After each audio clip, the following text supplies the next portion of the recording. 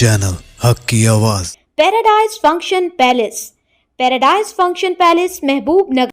साबिक मरकजी वजीर अंजहानी सौदेनी जयपाल रेड्डी की 82वीं यौम पैदाइश तकरीब महबूब नगर मुस्तखर के कांग्रेस पार्टी दफ्तर में पहली बार सरकारी तौर पर मनाया गया। इस तकरीब में मुकामी MLA NM Srinivas Reddy, AICC secretary Challa Vamshichand Reddy, देवरखदरा MLA G Madhusudan Reddy, Makthal MLA वाकिटी Srihari, TPCC नायब सदर उबैदुल्ला ने शिरकत करते हुए जयपाल रेड्डी की तस्वीर पर फूल माला चढ़ाकर खिराज अकीदत पेश किया। बाद अज़ा मीडिया से गुफ्तगू करते हुए NM श्रीनिवास रेड्डी ने कहा कि जयपाल रेड्डी कांग्रेस पार्टी के एक अहम लीडर थे। उन्होंने ही तेलंगाना रियासत की तश्कील के लिए लोकसभा में बिल पेश कराने में अहम किरदार अदा किया था और तेलंगाना अवाम बिल कामयाब ना होने की सोच रखते थे। ऐसे वक्त में जयपाल रेड्डी ने स्पीकर मीरा कुमारी, सोनिया गांधी, सुषमा स्वराज और दीगर से मुलाकात करते हुए इन्हें समझाया और अपने तजुर्बात के जरिए इन्हें राजी करवाया। इसके बाद लोकसभा और राज्यसभा में बिल कामयाब हुई और तेलंगाना रियासत कायम हुई। NM श्रीनिवास रेड्डी ने कहा कि तेलंगाना रियासत जयपाल रेड्डी की खिदमात को फरामोश नहीं करेगी और इन्हीं के नक्शे कदम पर कांग्रेस पार्टी काम करेगी। इस मौके पर TPCC general secretary Vinod Kumar, NP Venkatesh, DCC general secretary Siraj Khadri, Sanjeev Mudraj के अलावा दीगर कांग्रेसी कायदीन मौजूद थे।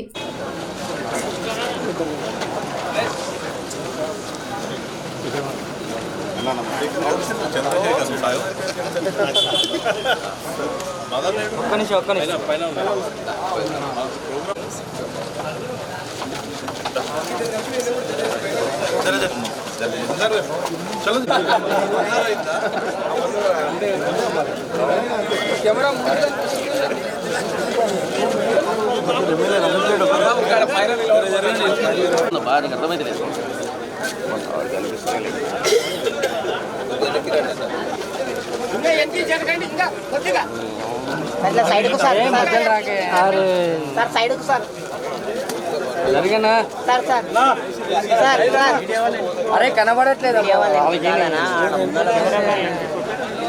సార్ సార్ సార్ కొంచెం బ్యాక్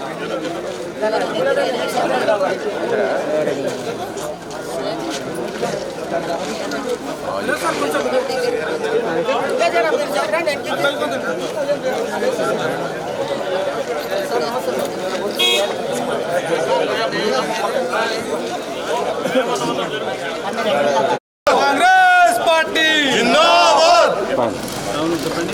जय कांग्रेस। కొనసాగిద్దాం జయపాల్ రెడ్డి గారి ఆశయాలను। కాంగ్రెస్ పార్టీ జిందాబాద్। కెమెరామెన్ అరే ఎంటిపోండి జయపాల్ రెడ్డి అమర్ హై, జయపాల్ రెడ్డి అమర్ హై, జయపాల్ రెడ్డి ఆశయాలను జయపాల్ రెడ్డి ఆశయాలను ఏర్పడిన తర్వాత మొట్టమొదటిసారిగా అధికారికంగా మనందరి మార్గదర్శకులు, భారత రాజకీయాల్లోనే ఉన్న అతి కొద్ది మంది అజాత శత్రువులలో ఒకరైన జైపాల్ రెడ్డి గారి జన్మదినాన్ని ఈరోజు అధికారికంగా జరుపుకుంటా ఉన్నాం. ఈరోజు మనం అందరం కూడా తెలంగాణ రాష్ట్రంలో శ్వాస పీలుస్తున్నామంటే కీలకమైన సమయంలో తన చతురతతోటి, తన అనుభవంతో లోక్సభలో బిల్లును ప్రవేశపెట్టించడంలో చాలా కీలకమైన పాత్ర పోషించిన విషయం మనకు తెలుసు. ఆ రోజు ఇక బిల్లు పాస్ కాదు లోక్సభలో అని నిరాశా నిస్పృహలకు చెందిన తెలంగాణ సమాజం నిరాశా నిస్పృహలకు చెందినప్పుడు తానే చొరవ తీసుకొని అటు స్పీకర్ మీరా కుమారి గారి దగ్గరికి, సోనియా గాంధీ గారి దగ్గరికి, సుష్మా స్వరాజ్ గారి దగ్గరికి, వారందరి దగ్గరికి వెళ్ళి అందరినీ సమన్వయపరిచి రూలింగ్ పార్టీని, అపోజిషన్ను తన అనుభవంతో వాళ్ళను ఒప్పించి ఆ రోజు లోక్సభలో తెలంగాణ బిల్లును ప్రవేశపెట్టడం జరిగింది. దానికి ప్రధానమైన కర్త కర్మ క్రియ మన జైపాల్ రెడ్డి గారు. అందుకే వారి సమయస్ఫూర్తితోటి, చతురతతోటి ఆ రోజు లోక్సభలో ప్రవేశపెట్టి పాస్ కాపాడిన తెలంగాణ బిల్లు తర్వాత రాజ్యసభలో కూడా పాస్ అయ్యి ఈరోజు తెలంగాణ రాష్ట్రం ఏర్పాటు కాబట్టి ఈరోజు తెలంగాణ ఉద్యమకారులుగా తెలంగాణ ఉన్నంత వరకు కూడా జైపాల్ రెడ్డి గారి కృషిని తెలంగాణ రాష్ట్ర సాధనలో ఢిల్లీలో వారు నెరిపిన దౌత్యం కానీ రాయబారం కానీ అందరినీ ఒప్పించడంలో వారు చేసిన పాత్ర కానీ ఖచ్చితంగా స్మరణకు తెచ్చుకోవాల్సిన అవసరం ఉంది.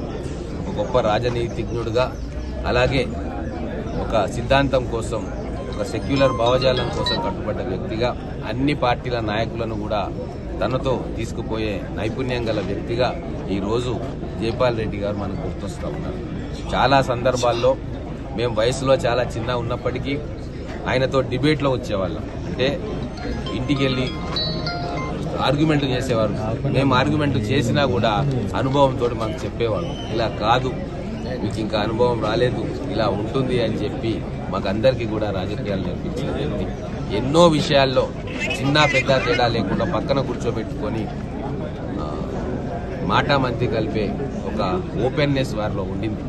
కాబట్టే ఈరోజు పండు ముదుసల నుంచి యంగ్స్టర్స్ వరకు రాజకీయాల్లో వారితో అనుబంధం ఉన్న ప్రతి వ్యక్తి కూడా వారి గొప్పతనాన్ని, వారి ఔన్నత్యాన్ని ఈరోజు వారి 82వ జన్మదినోత్సవం సందర్భంగా గుర్తుకు తెచ్చుకుంటూ ఉన్నారు. వాస్తవంగా ఒక తీరని లోటు తెలంగాణ రాష్ట్రానికి ఈరోజు కాంగ్రెస్ ప్రభుత్వం వచ్చిన తర్వాత వారు జీవించి ఉన్నట్టయితే ఖచ్చితంగా మనకు దిశానిర్దేశం చేసేవాడు. భవిష్యత్ తెలంగాణ ఎలా ఉండాలి అని చెప్పి ఒక పకడ్బందీ ప్రణాళికతోటి మనకు మార్గనిర్దేశం చేసే అవకాశాన్ని భగవంతుడు మన నుంచి తీసుకుపోయాడు. అదే ప్రతిసారి కేసీఆర్ గారికి ఆపదొస్తే, తెలంగాణ విషయంలో అడ్డంకులు వస్తే ఆయన తొక్కే మొదటి గడప జైపాల్ రెడ్డి గారి ఢిల్లీలో. ఎన్నో విషయాల్లో హడ్డుల్స్ను తీసేసి తెలంగాణ ఉద్యమంలో కూడా అనేక పర్యాయాలు చేదోడు వాదోడుగా ఉద్యమకారులు ఉన్న విషయం ఉద్యమకారుడిగా మాకు తెలుసు.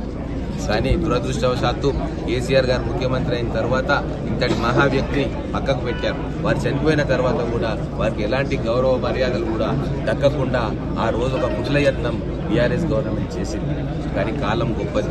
ఆ మహనీయుని చరిత్రను మళ్ళొకసారి ప్రజలకు గుర్తు చేసుకోవడానికి ఈరోజు కాంగ్రెస్ ప్రభుత్వం వచ్చి ఈరోజు వారి జన్మదినాన్ని అధికారికంగా జరుపుకొని మళ్ళీ ఒకసారి తెలంగాణ ప్రజలకు, ఉద్యమకారులకు వారి యొక్క ఔన్నత్యాన్ని, వారు గడిపిన జీవితాన్ని, ఎంత నిరాడంబరతతోటి వారి జీవితాన్ని, రాజకీయ జీవితాన్ని గడిపారో ఒక ఆదర్శప్రాయమైన వ్యక్తిగా ఈరోజు మన కళ్ళ ముందు వారి చరిత్ర ఉంది. కాబట్టి మళ్ళీ ఒకసారి మననం చేసుకునే అవకాశం ఈ ప్రభుత్వం కల్పించింది, మన ముఖ్యమంత్రి గారు కల్పించిండ్రు.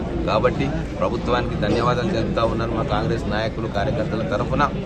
భవిష్యత్తులో వారి పేరు మీద అనేక మంచి ప్రాజెక్టులు, ప్రజలకు ఉపయోగపడే ప్రాజెక్టులు కూడా ఈ ప్రభుత్వం వారి పేరు మీద పెట్టాలని చెప్పి, ఒక మంచి ఎడ్యుకేషనల్ ఇన్స్టిట్యూషన్ కూడా వారి పేరు మీద ఇక్కడ పెట్టాలని చెప్పి నేను ప్రభుత్వానికి కోరుకుంటున్నాను.